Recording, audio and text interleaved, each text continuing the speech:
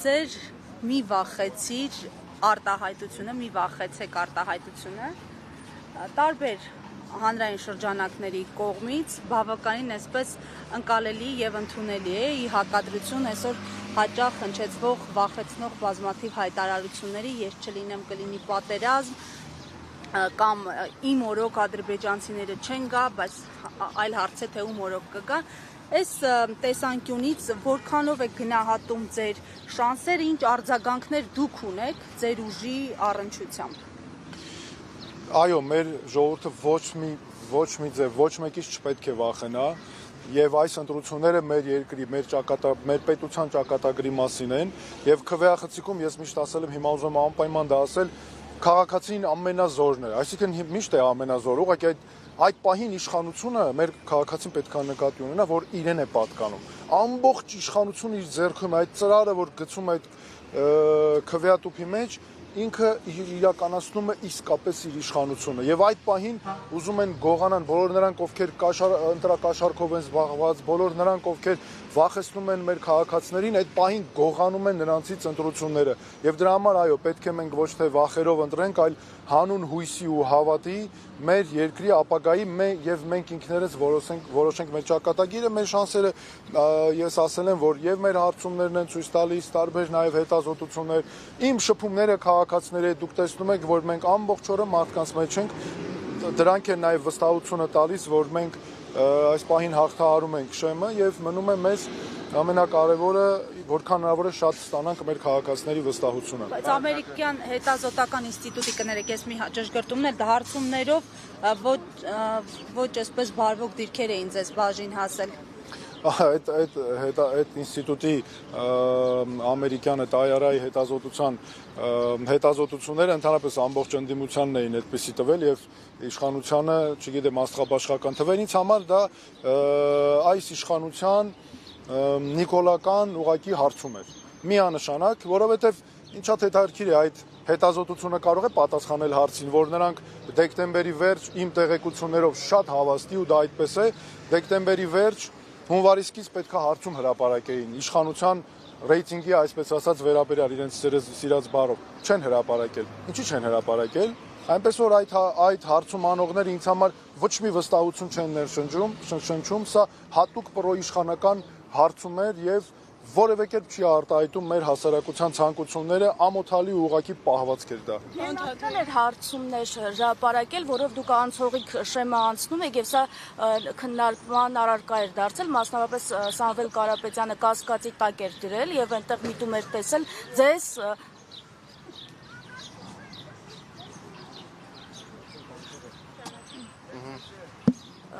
Եվ միտում էր տեսել, որ հատուկ ձեզ փորձել են ներկայացնել որպես անցողիկ շեմը հաղթահարող։ Նախ, գիտեք, ինձ համար մենք մենակ մի հարցման տվյալներով չենք շարժվում, ամեն մեկն էլ հարցումներ է անում եւ այլն ունի իր տվյալները, մենք ունենք մեր սեփական նաեւ հարցումները։ Ինձ համար ասեմ ձեզ, որ զարմանալի էր Սամվել Կարապետյանի այդ հայտարարությունը, երբ ես տեսա, շատ զարմացա ու ինձ մոտ հարց առաջացավ, այսինքն ուրեմն ընդդիմությունը ունի այնքան ժամանակ, որ մյուս ընդդիմադիրների հետ կապված նման հայտարարություններ անի, մանավանդ քաղաքական այնպիսի ուժի, որը անցողիկ է արդեն ու հաղթահարում է այդ շեմը։ Իմ մոտ հարց առաջացավ, ինչու է Սամվել Կարապետյանը այդպիսի հայտարարություն անում, չէ՞ որ այդ հայտարարությունը վնասում է քաղաքական ուժին։ Այսինքն Սամվել Կարապետյանը չի ուզում, որ մեր քաղաքական ուժը անցնի պարլամենտ, այն պայմաններում, երբ որ մենք հաղթահարում ենք այդ շեմը։ Ես օրինակ ուզում եմ, որ բոլոր իրական ընդդիմադիրները որքան շատ անցնեն պարլամենտ, որքան շատ ձայներ հավաքեն, այդքան լավ, որովհետև դա մեր պետության համար է։ Եվ այս պայմաններում ինձ համար այո շատ զարմանալի էր եւ այդ հայտարարության մեջ ինձ համար անընդունելի էր հայտարարության ձևը, տոնը, որտեղ ես որևէ մի անգամ որևէ մի ընդդիմադիրի մենք ոչ վիրավորում ենք արժանապատիվ միշտ պահում ենք այդ արժանապատվության ընդհանրապես վերաբերմունքը ու այնտեղ ինձ մի հայտարարություն նաեւ այսպես իմ ուշադրությունը գրավեց բևեռների մասին, նշվեց 4 բևեռի մասին։ Ես եթե բևեռ հասկացությունը նայում ենք ֆիզիկայի տեսանկյունից, մագնիսը ունի 2 բևեռ, երկրագունդը ունի 2 բևեռ, բայց երբ խոսում ենք 4 բևեռի մասին այս պարագայում, ինձ համար դա ոչ այլ ինչ է, քան ազդեցության գոտիների բաժանում։ Եվ այստեղ արդեն գալիս է մեր ընտրությունների տրամաբանությունը արդեն անընդունելի, որ անպայման ընտրությունները իշխանության լծակների, ռեսուրսների կռվի մասին են։ Անպայման ընտրություններում պետք է գնա խոսք փողի մասին, իշխանության մասին, որ ինչ որ բևեռներ ձևավորվեն։ Ժողովրդավարությունը ոչ ռեսուրսների կռվի մասին է, ոչ իշխանության լծակների առավել եւս տեսնում ենք այսօր իշխանությունը համատարած ինչ ճնշումներ է գործադրում։ Ժողովրդավարությունը այն մասին է, թե ինչ գաղափարներով, ինչ կերպես երկիր ղեկավարելու, հետո ռեսուրսները Հայաստանում ընդունված է անվանել միայն ինչ ճնշումներ, չգիտեմ, գումարներ, իշխանություն եւ այլն, բայց ռեսուրսները նաեւ մարդկային կապիտալ է, ռեսուրս է պրոֆեսիոնալիզմը։ Եվ ինձ համար օրինակ, ես կարծում եմ, ինձ համար ամենակարևորը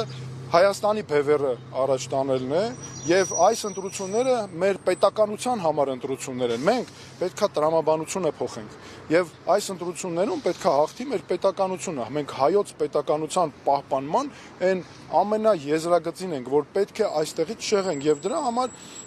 ես օրինակ այս ընթացքում, երբ սկսվեց քարոզարշավը, այդ սոլիդարությունը պահել եմ, որևէ մեկի երբեք որևէ ընդդիմադիր ուժի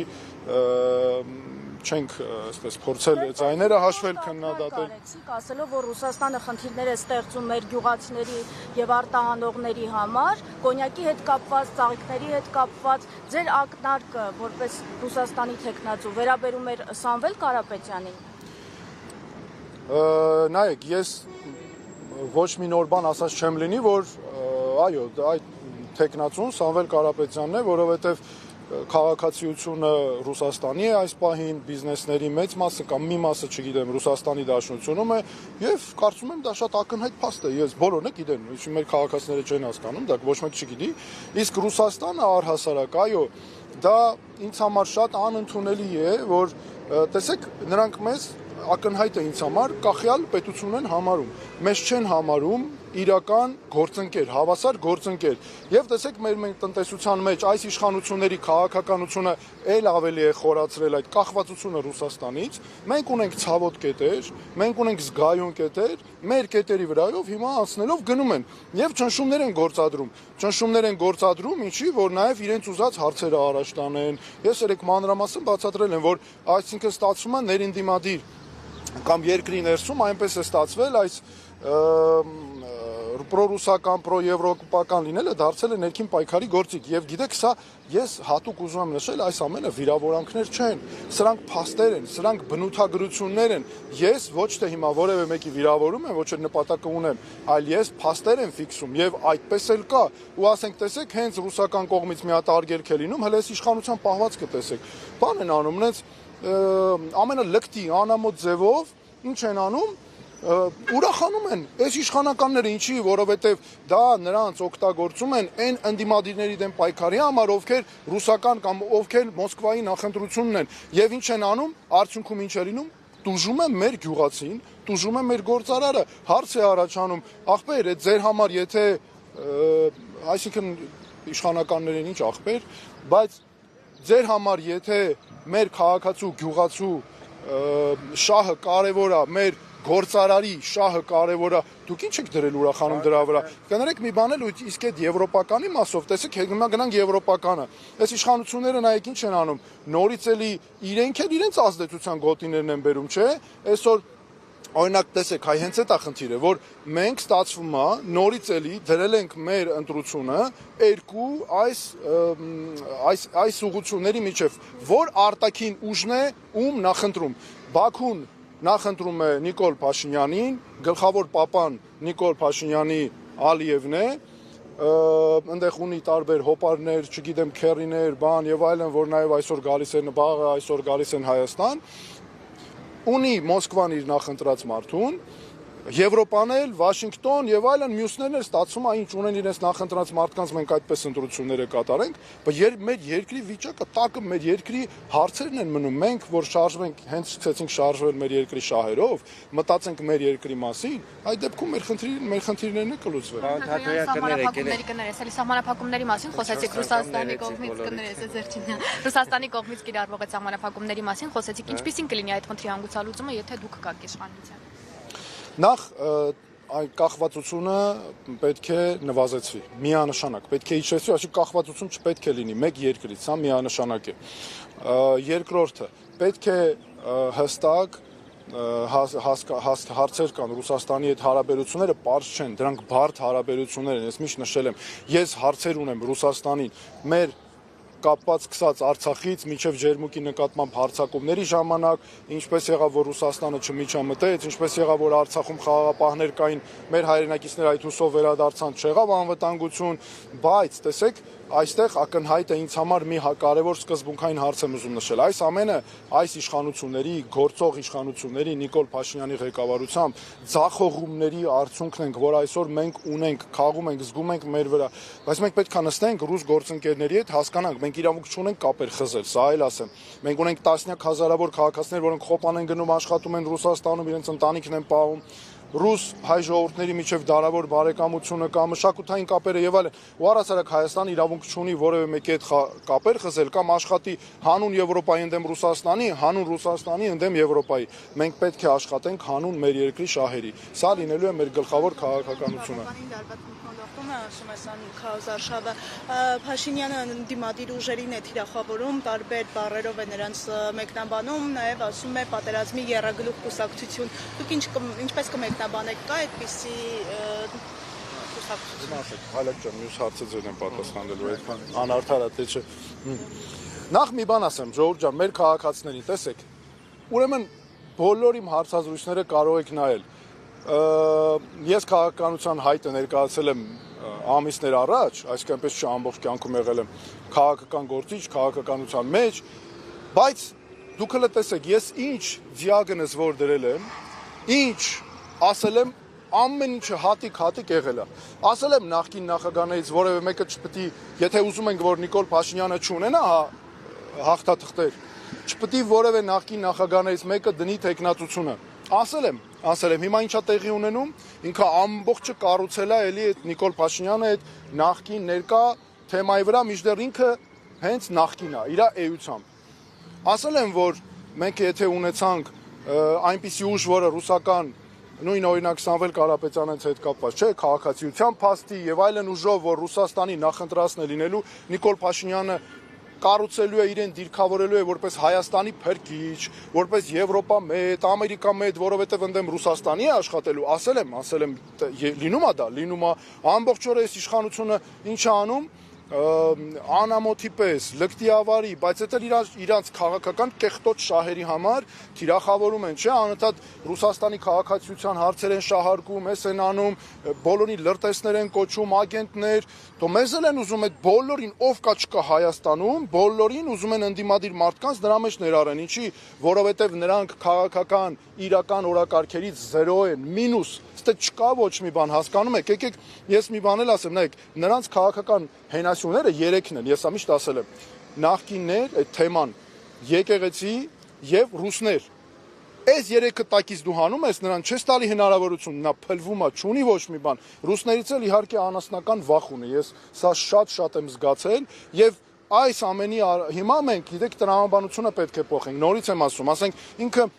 ինչ է անում, տեսեք, ինքը մեղադրում է, որ Ռուսաստանի նախընտրած տեխնացուն, Ռուսաստանը աջակցում է, բայց իրեն էլ են աջակցում օտարները ու ինքը տղամարդկություն չունի այդքան, այսինքն ուր անդե տղամարդկություն, ղզիկի պես հելնում է հրնայեք ինչեր է անում, գոռում է, խոսում է բան, ամբողջ էմոցիոնալ մարդ եմ, ինչ էմոցիա այստեղ կապված հարց է, հա բոլոր մարդիկ էլ էմոցիաներ, ես կարող եմ հիմա էմոցիա չեմ արտահայտում, էմոցիոնալ մարդիկ են բոլորը, բայց դու ինչ ես ընկել, այստեղ նա տղամարդկություն էլ մեջը չկա, այ մարդ, դու եթե այն մյուս կողմից Ռուսաստանն է մենակ, դու էլ ես մյուս կողմից ընկել ես քո քերիներին, հոպարներին, այն գլխավոր պապան էլ Ալիևն է, որը Բաքվում նստած է, աշկիսն են ցարինելու, վերջում էլ այդ գլխավոր պապան է գալու մի հատ իր համար ստե քարոզարշավ անի։ Ինչ է անում, օրինակ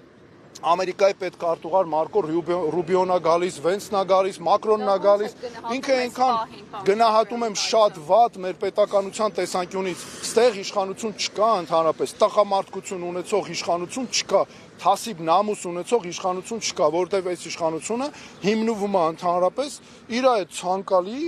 բան օտարների վրա նայել իրան, բայց հələ տեսեք ինչ աֆերիստ են։ Բանը ասում են թե մենք իբր sense ուզում են ցույց տան, իրենք Ֆրանսիայի մետ են, Եվրոպա մետ են, Ամերիկա մետ են, то այդ ընդհանրապես պետք է Հայաստանը մետ են քլետի մի կողմ, բայց դուք ընդհանրապես ինչ կապ ունեք Եվրոպայի հետ, Ամերիկայի հետ։ То դուք եթե հանգարց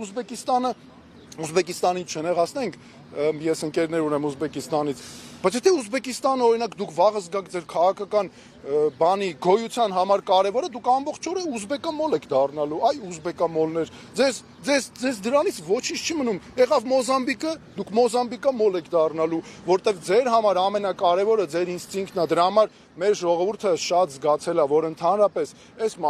մենք այս իշխանությունները, այս վանդակը, որ գծել է, մենք սրանից պետքա դուրս գանք, հասկանում եք, տրամաբանությունը ստեղ պետքա փոխվի ամբողջությամբ եւ նրան մենք չպետք է տանք այդ հնարավորությունը։ Նա էմոցիոնալ մարդ չի, նա խորամանքի պես, այսինքն խորամանկ ձևով, հատուկ, նախապես, այս ամեն ինչը լավ, մշակելա, քայլերով գնում է առաջ, շատ աֆերից ձևի, իր հանուն, իր քաղաքական շահերի, որովհետև ստեղ մենք ունենք պրոքսի իշխանություն, Ադրբեջանի պրոքսի իշխանություն։ Սա է ադրբեջանականությունը թաքցնում է այս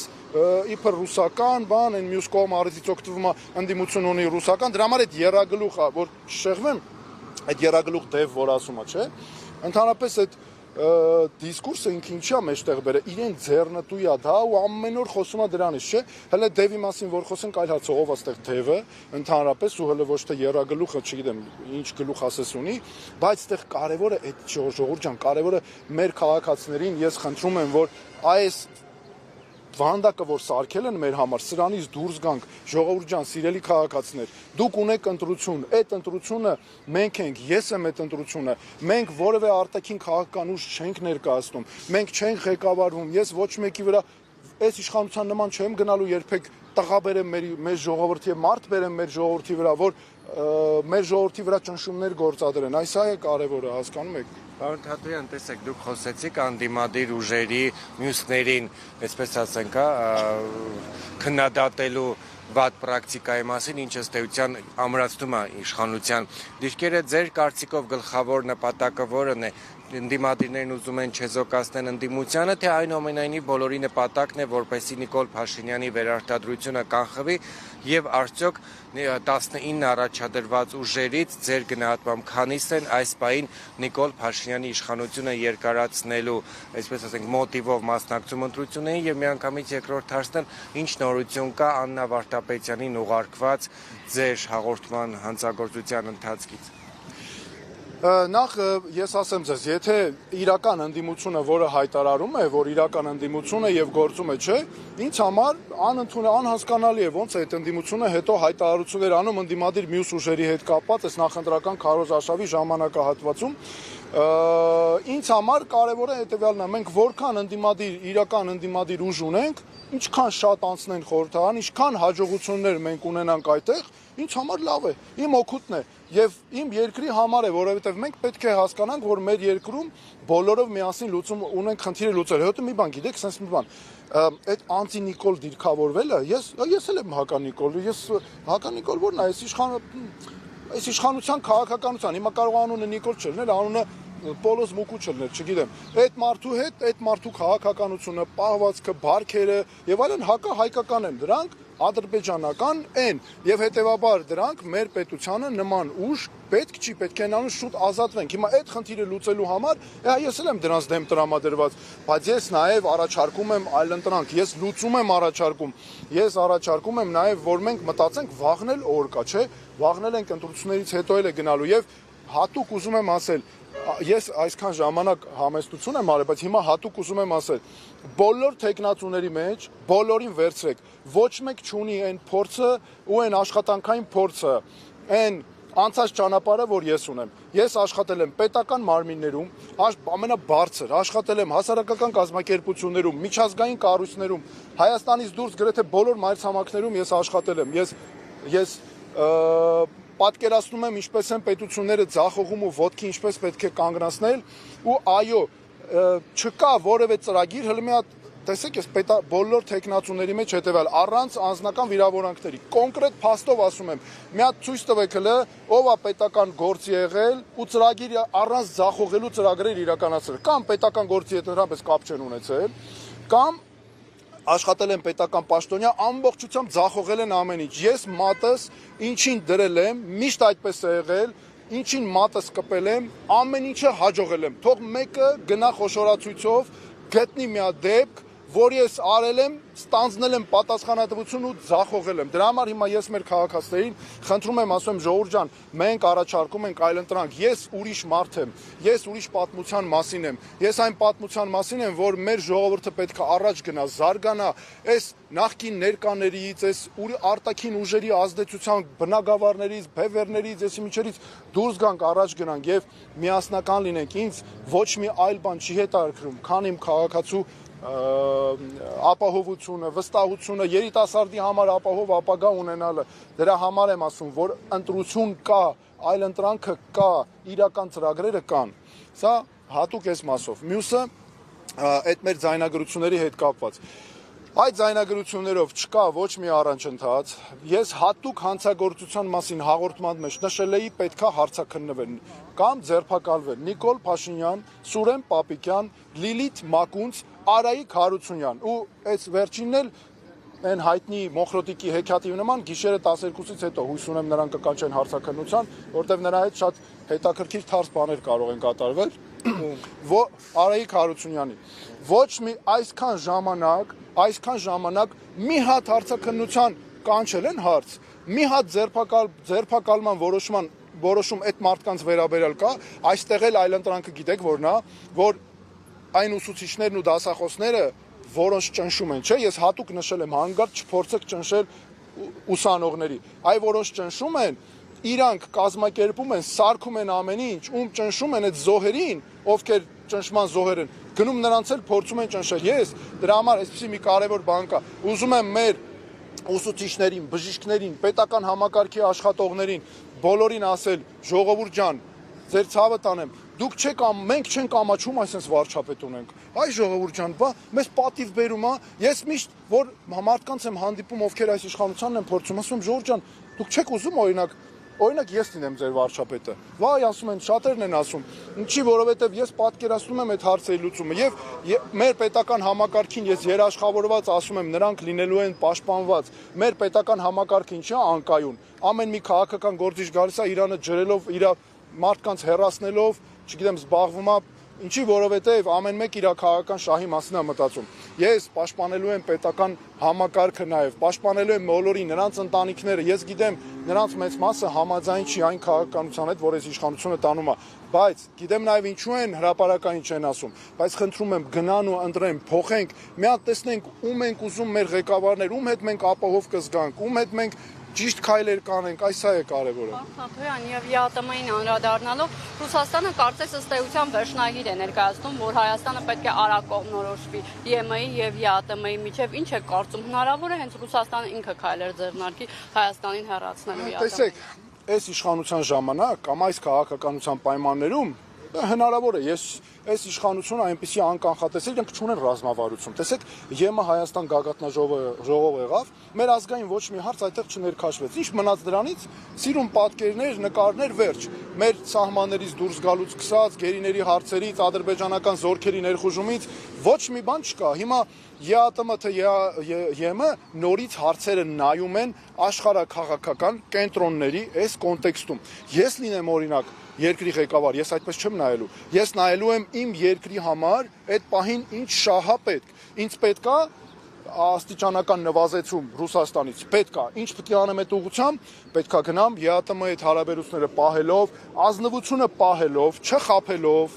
հստակ պարկեշտությունը, ճիշտ մարդկային հարաբերությունը, բայց զուգահեռ պետք է զարգացնեմ եվրոպական երկրների հետ։ Տնտեսական դիվերսիֆիկացիա է իրականացնում։ Տնտեսական, իրանք ադրբեջանական դիվերսիֆիկացիա են անում ընդամենը։ Ինքն էլ չստացված Կոլումբոսի պես, ես ասել եմ մի անգամ, եթե այն մարդը գնաց Կոլումբոսը իսկական գնաց Ամերիկան գտավ, մանեկավ, այս մարդը մանեկավ գնաց Ադրբեջանը գտավ, հիմա իր համար ապրում է, էլի լավ է։ Հարցը դա չի, հարցը հետեւյալն է, ժողովուրդ ջան, իմ երկրի շահի համար ինչա պետք, պիտի ինձ խելոք աշխատես։ բոլորից ստանաս քո օգուտները։ Ես եվրոպական երկրների հետ ինչի միջև հիմա Եվրամիության հետ առևտրի կանոնները չեն փոխել տվել, որ օրինակ Թուրքիան ինչի պետք է մեզանից ավելի շատ առևտրի կանոններում առավելություններ ունենա, կարեք ասեք։ Թուրքիան էլ Եվրամիության անդամ չի, չէ՞։ Մենք էլ չէ։ Այս իշխանությունը 8 տարի իշխանության են, 8 տարի ձևական օրենքներ են բերում ընդունում իբր Եվրամիությանը միանալու համար։ Հետո չգիտի որ դա ձևական է ու հանուն անդեմ ինչ որ Ռուսաստանիա կամ ինչ որ մեկիա։ Դուք այսքան ժամանակ տեսել եք իրանք դիմեն Եվրամիության, չէ։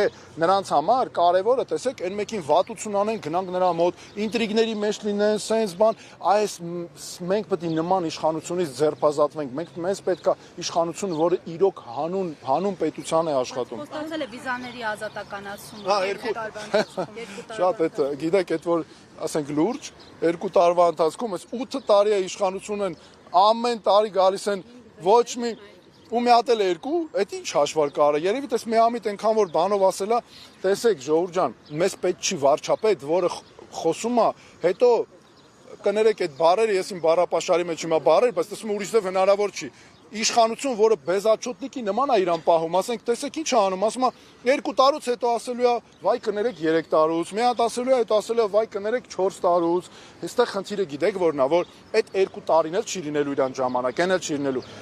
Օրինակ Եվրամիության սամիտը եղավ, չէ՞, Հայաստանում։ Այդ պահին ինչի չասվեց, որ օրինակ միջև տարվա վերջ լինելու է վիզաների ազատականացում։ Ես լինեմ իմ համար վիզաների ազատականացումը համար մեկ հարցն անելու, բայց ես չկարողանամ այդ հարցը լուծեմ, իմ երկրի քաղաքացիները գնան, աշխարհ տեսնեն, վիզաները պետք է ազատականացվի, այո, որ երկրի հետ հնարավոր է պետքա վիզա չլինի, որի հետ էլ վիզա կա, պետքա այնքան հեշտ լինի, ոչ թե այսօր վիզաների կենտրոն կա, բան կա, գնում են մարդիկ նվաստացած հերթերի մեջ սպասում են, փող են մուծում, չգիտեն այդ կստանան թե չէ, այդ փողը հետ կստանան, գնում են հերթերի մեջ սպասում են նվաստացած վիճակով, մարդիկ ասում են դելով թքած ձեր արտասահմաններ, դուք էլ հարցը էդի չի, ամենակարևորը հետևյալն է, դու պետքա պահանջները քո դնես։ Եթե դու որպես պետություն քո պահանջները չես դնում օտար պետությունների առաջ, միշտ ընդամենը սահմանափակվելու ես, բարև ձեզ, շնորհակալություն, հաջողություն։ Սա է լինելու։ Պարոն Թաթոյան, դուք փաստերիկ ներկայացրել, որ Ադրբեջանի տարբեր գործիչներ սատարում են ու նաև Նիկոլ Փաշինյանին ու նաև դիմել եք Եվրամիության դեսպաններին, կասեք ունեք նոր փաստեր եւ ըստ ձեզ ինչու են նրանք սատարում Նիկոլ Փաշինյանին։ Երբ Եվրամիությունը հայտարարեց, որ Ռուսաստանի միջամտության դեմ պայքարում են, ասենք շատ լավ, պայքարում եք, լավ եք անում, ճիշտ է դա, բայց մենք էլ հայտնաբերել ենք ադրբեջանական միջամտություն, դիմեցի, ես հանդիպում ունեցա Եվրամիության պատվիրակությունում, նրանք ինձ խոստացան, որ կքննեն այն բոլոր գործերը, որ ես կուղարկեմ։ Եվ դրանից հետո ես ապացույց ուղարկեցի եւս մենք այդ падգամավորի ազգանունը Ուրոդ եմ ասել, պարզվում է, որ Ուրադա ոնց որ թե, բայց Ադրբեջանի падգամավորի, հա, սակայն ինչ տարբերություն, բայց օրինակ ինչ ասել, ես վերջում մի քանի առաջ ասում է բան, ասում է հայտարարությունն է, գիտեք ինչ ասում, ասում է բանը, այս որ Ադրբեջանի նախագահը ասել էր, որ բժիշկներին Հայաստանը վերաբերմունքը հայերի պարզելու համար պետք է բժիշկներ լինեն, հոգեբույժներ ու հոգեբաններ։ Այս հարցազրույցը տվել, ասում է падգամավոր իշխանության է, ասում է հա ճիշտ է արել, այդտենց պետքա տեղը դրեցինք, այ փառքաստու լավ է, որ վերջապես նենց իշխանություն է եկել Հայաստանում, խելքը գլուխներն են հավաքել, բայց եթե այն ընդդիմությունից գան իշխանության, մենք պետքա այդ երկաթե բռունցքը ցույց տանք, պատերազմի մասին պետք է խոսենք, ուժով ենք լուծելու, այսինքն այ քեզ բան, ու Հայաստանի ղեկավարը, որը ասես գորգորում է, չէ, լաչարություն անում, ամեն օր գալիս է այդ էմոցիաները արտահայտում է իբր բան ընդդիմության վրա եւ այլն, կնոջ վրա է գոռում, հայ կնոջը Այ տղա դու, այսինքն ինչ տղա է, որը եղանդ է, այդքան ասում եմ տղա, հետո հիշում եմ ընդել ղզիկ տրամադրություններ են, ինչ տղա։ Դու հայ կնոջ վրա կարած քեզ թույլ տաս գոռաս։ Զոհվածի մոր վրա կարած քեզ թույլ տաս գոռաս։ Բա դու մի հատ Ադրբեջանի նախագահային սեղանի տակը մտնում ես, ասում ես ինձ է կկարենա կանչեք Բաքու, ես է կգամ էլի։ Գնա հիմա էլ կընդունեն, բայց հարցը հետեւյալն է։ Մենք որովհետև ինքը իրականացնում է Ադրբեջանի ռազմավարական նպատակները։ Ադրբեջանում այդպես էլ հստակ ասում են, որ մենք վերջապես ունենք Հայաստանում իշխանություն, որ իրականացնում է մեր ռազմավարական նպատակները։ Սա է, որ չպետք է թողել եւ մենք պետքա դուրս գանք այս վանդակից, այս թակարդից, ժողովուրդ ջան, ես լինեմ երբեք այս պայմաններում Ադրբեջանի հետ չի կարելի մենակ մնալ հարաբերություններում, արտաքին միջնորդներին իրարից վանել են, հեռու են տարել։ Ինչ են անում, ասում մենք Ադրբեջանի հետ հարցերը կլուծենք։ Հետո դե լուծում եք, էլի Այդ հարցերից մեկն էլ մեր գերիների վերադարձի հարցն է, այսօր Ռուբեն Վարդանյանի ծննդյան օրն է։ Պարոն Թաթոյան, ձեր տեսլականը ո՞րն է այս հարցի շուրջ, որովհետև սա հասկանում ենք բացառապես քաղաքական հարց է։ ու նաև պետք է ներեք հարցը ավելացնել այս տարիների ընթացքում հնարավոր է դրանց հետ բերել թե ոչ։ Ես շնորհավորում եմ Ռուբեն Վարդանյանին ծննդյան օրվա կապակցությամբ, պարոն Վարդանյանին ես լավ ճանաչում եի, մենք շատ ծրագրեր ենք նաև արել, ես տեսել եմ նրա արած ծրագրերը, գործի հանգամանքներին եմ ծանոթ եւ գիտեմ, որ ամբողջությամբ բնականաբար կեղծ, շինծու, ապօրինի դատավարություններ եւ մաղթում եմ, որպեսզի Ռուբեն Վարդանյանը շուտ վերադառնա հայրենիք, հասնի ընտանիքի։ Հիմա ինչ վերաբերում է գերիների հետ կապված։ Գերիների հարցը ի սկզբանե ես ասել եմ Ադրբեջանը օգտագործում էր մեր դեմ ատելություն բորբոքելու համար, մեր դեմ պահանջներ ներկայացնելու համար։ Այս իշխանությանը ասում են գնացեք ձեր հայցերը հետ վերցեք, ասում են հարց չկա, հետ կվերցնենք, բայց իրանք երկրի ներսում տանում են գերիների վերաբերյալ դատավարություններ, որ մեր ավելի թշնամանք բորբոքեն, պահանջներ ներկայացնում, միլիարդավոր դոլարներ են հաշվել, ինչի համար դուք կարծում եք այս մեր սիրուն աշկերի համար, որ դատավարություններ են անում, հիմա էլ ավարտել ու վերջ, նրանք շատ լավ նախապատրաստվել են հարկ եղած դեպքում, հանելու են բոլոր պահանջները դնեն, ասեն դե տվեք այս վնասների հատուցումները։ Ուրեմն հաշվել են սովետական միությունից սկսած, այդ փլուզման ժամանակներից ամեն տուն, ամեն գյուղ հաշվել են, ես ասում եմ պատասխանատու, մեր ժողովրդին եմ ուզում, ժողովուրդ ջան, ես երբեք հենց այնպես չեմ խոսում։ Իմ ամեն խոսքի տակ փաստ կա։ Ես ամեն խոսքիս համար պատասխան եմ տալի, միշտ էլ այդպես ա եղել։ Նրանք հաշվել են միջև վերջ, շատ վտանգավոր է այդ դատավարության մասը։ Մենք դա պետք է հենց անենք, որ ընդհանրապես վարկաբեկեն կեղծիքով, որպես որևէ կերպ հիմք չընդունվի, բայց այս իշխանությունները այնպես են արել, որ փակուղի է մտել այդ հարցը։ Մենակ Ադրբեջանի բարի կամքից է ստացվում հիմա այդ հարցի լուծումը։ Պարոն Թաթոյան, Ռուսաստանից հնչվող մեկնաբանությունները, հայտարարությունները ինչքանով են մտահոգիչ, որովհետև մինչև անգամ հիշեցնում են այն մասին, որ Հայաստանը անկախություն է ձեռք բերել այն տարիներին, երբ գտնվում էր Ռուսաստանի կազմի տակ, ինչ հետաքրքրվածություն ունի Ռուսաստանը Հայաստանում անցկացվելիք այս ընտրություններով եւ եւս մեկ հարցը հետընտրական process-ների հետ կապված, ինչ պատկեր ենք մենք ունենալու, որովհետև անկախ արդյունքներից, որովհետև այս մասին նաև խոսել է առաջին նախագահ Լևոն Տեր-Պետրոսյանը, նշելով, որ հետևանքները երկու պարագայում էլ ծանր է լինելու եւ ընդդիմության հաղթանակի եւ իշխանության հաղթանակի պարագայում։ Ռուսաստանի հետ կապված։ Ռուսաստանի քայլերը ինձ համար, այո, այս պահին մեր երկրի համար դրանք խնդրահարույց են, ինձ համար որպես Հայաստանի քաղաքացի վիճակը այո մտահոգիչ է եւ այս քայլերը, արգելքները նույնպես անհասկանալի են։ Օրինակ ես ասացի, ասենք, ծաղիկ արտադրողների ծաղիկները արգելվում են, կոնյակը 100 տարի որ ներմուծվում էր, հիմա արգելվում է, դա ինչը փոխվեց։ Այո, ինձ համար ակնհայտ է, որ դա արվում է ճնշումներ գործադրելու եւ որ Ռուսաստանը իր նախընտրած տեխնացուի համար ստեղծի լավ պայմաններ։ Սա այս նախընտրական քարոզչական վիճակում, բայց տեսեք հələ նորից եմ ասում, եկեք տրամաբանությունը հասկանանք ինչու է այդպես, որովհետեւ տեսեք ամեն մի արտաքին ուժ ձգտում է Իրանը անցկացնել, Իրանը ունենալ։ Մենք պետք է ոչ թե ղեկավարվենք այդ արտաքին Եթե մենք ուզում ենք լուծենք այս հարցը, որ ապագայում նման բաներ չլինի, մենք պետք է ղեկավարվենք ոչ թե այդ արտաքին ուժերի ցանկություններով, նայենք թե ասենք թե ով է ինչ ուզում, ասենք վայ ես պետությունը այս մարդուն է ուզում, այս մեկը սրան է ուզում, եկեք տենց Բրյուսել, Վաշինգտոն, չգիտեմ, Բաքու, Մոսկվա եւ այլն։ Այլ մենք պետք է ընտրենք հանուն մեր երկրի շահերի եւ վստահ եմ, որ սա քիչնի այլևս չի լինի, մենք չպիտի թույլ տանք, որ այլևս լինի պետություն, որ ուզենա մեր նկատմամբ ճնշում գործադրի, որ այդ կոնկրետ պետության կողմից աջակցություն ստացող ինչ որ մարդ, ուժ, ինչ ուզում է լինի, առաջընթաց ունենա։ Սա շատ հստակ է եւ այո, ինձ համար այս վիճակը, սա այն է, ինչ որ ես ասում եմ, տնտեսական կախվածությունը։ Հիմա ինչ վերաբերում է հետընտրական, մեր քաղաքական ուժը մենք ունենք հստակ քայլեր բոլոր սցենարների համար։ Ես եղել եմ Հայաստանի մարդու իրավունքների պաշտպանը, հստակ պատկերացնում եմ, թե ամեն ընտրական փուլից հետո ինչ իրադարձություններ կարող են զարգանալ Ես ունեմ դրանց բոլորի հնարավոր կանխատեսումները, քայլերը մեզ մոտ։ Ես ոչ միայն որպես մարդու իրավունքների պաշտպան եմ մասնակցել այդ process-ների ծանոթ մասնագիտական առումով էլ նաև։ Բայց այս ամենից, որպեսզի մենք թույլ չտանք նման բան, տեսեք, այս խնդիրները որպես նաև ամփոփում ես նախորդ խոսքի, ուզում եմ ասել մեր քաղաքացիներին, ես եղել եմ Հայաստանի մարդու իրավունքների պաշտպանը։ Մինչև վերջ պաշտպանել եմ մեր քաղաքացիներին ամեն քայլափոխին, ամեն մեկի ինչքան հնարավորություն եղել է ամեն ինչ արել եմ։ Ես հիմա հանձնառում եմ լինել Հայաստանի իրավունքների պաշտպանը եւ որպես Հայաստանի իրավունքների պաշտպան ուզում եմ ասել, որ Ալիևին պատասխան տվող էլ լինելու ու կա։ Ես հիմա էլ եմ տալիս այդ պատասխանները ու ձևերն էլ եմ ասում ինչպես պետք է տալ, որովհետեւ պատասխան տալու ձև էլ կա, պատասխան տալու եղանակն էլ կա, տակից դուրս գալու հարց էլ կա ու հետո նենց անել է կա, որ դու ոչ միայն հաղթես այդտեղ, այլ ավելի պաշտպանես քո ժողովրդի իրավունքները, արժանապատիվ պատվաբեր, աշխարհում ավելի կունենանք հարգանք։ Մենք մեզանով կլուծենք բոլոր հարցերը։ Հայաստանում չկա հարց, որ մենք մեզանով չկարողանանք լուծել։ Պարոն Թաթյան, մի հարց էլ Արցախահայությանը վերաբերվող, քանի որ Փաշինյանը եւ ընդհանրապես իշխանությունը անընդհատ խոսում է այն մասին, որ արցախցիները պետք է մոռանան վերադառնալ Արցախ, արցախյան հարցը փակված են համարում։ Ուզենք ձեր տեսակետը լսել, ինչպես եք դուք այդ հարցը պատկերացնում, ինչպես պետք է լինի։ Մի կարևոր բան։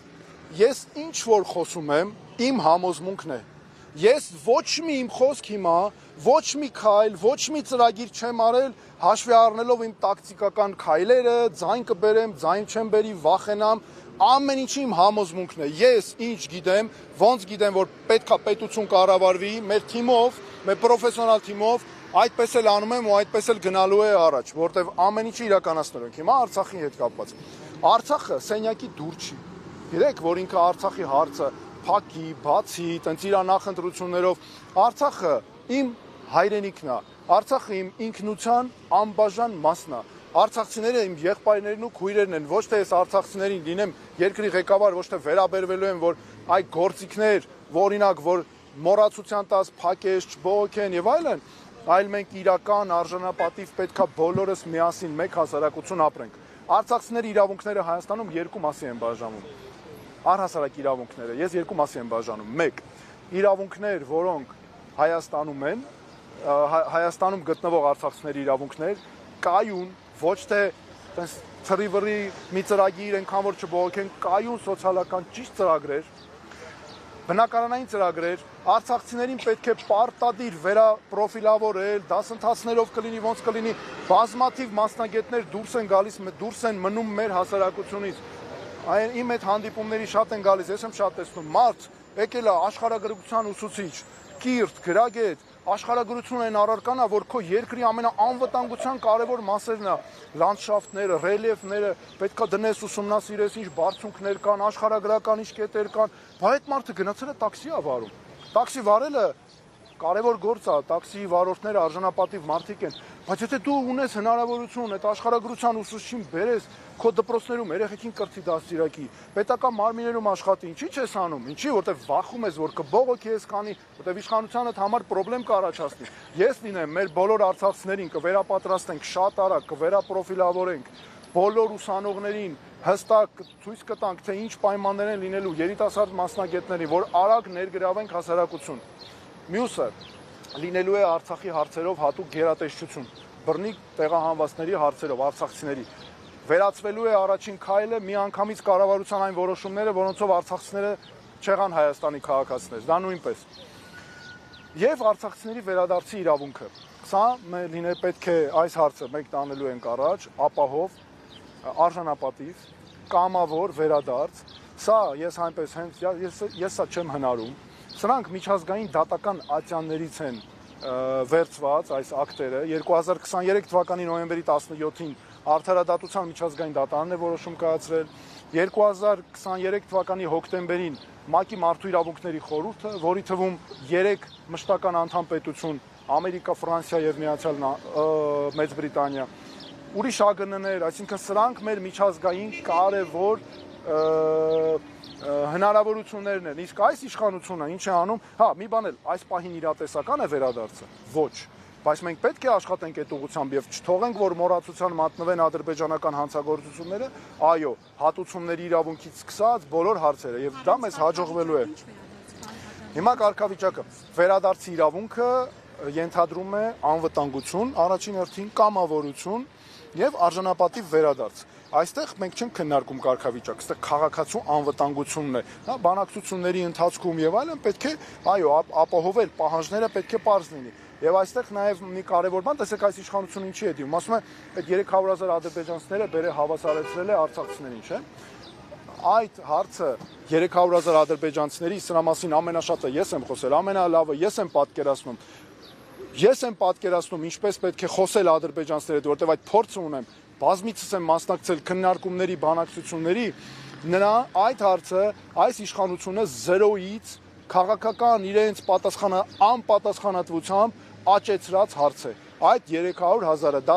զրոյական հարց է գետնի վրա, ոչ միջազգային որևէ ացյան գիտի դրա մասին, կընդունի ոչ որևէ երկիր։ Երկու օրինակ բերեմ, 2021 թվականին Մարդու իրավունքների եվրոպական դատարանը այդ ադրբեջանցիներին ասել է. դուք ընդհանրապես իրավունք չունեք գաքստե, որտեղ ժամկետները անցել են 90-ականներից է։ Արդարադատության միջազգային դատարանը 24 թվին հստակ արձանագրել է, որ ես այն դատարանը չեմ, որտեղ դուք կարող եք գալ։ Այսինքն մենք հստակ միջազգային չկա որևէ ացյան, որտեղ նրանք կարող են գնալ այս հարցով։ Սա 0-ից աճեցրած հարց է։